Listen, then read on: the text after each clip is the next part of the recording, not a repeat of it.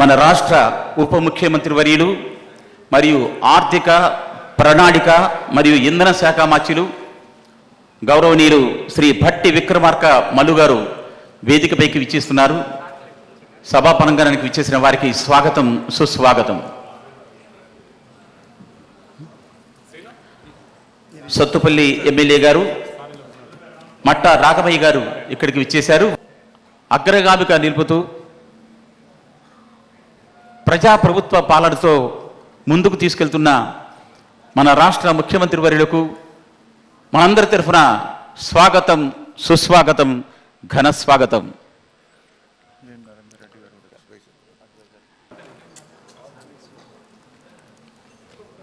జ్యోతి ప్రజ్వలన కార్యక్రమంలో పాల్గొనవలసిందిగా అతిథుల వారిని ఆహ్వానిస్తున్నాను.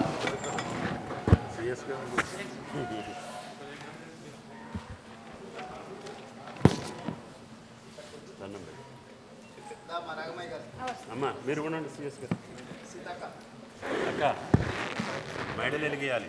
ఎల్లో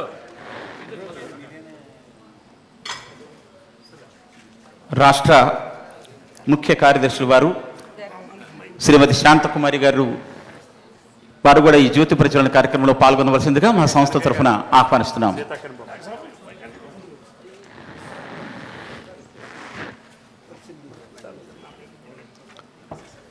జ్యోతి ప్రజ్వలన మీ అందరి సమక్షంలో జరపడం మాకెంతో సంతోషంగా ఉంది.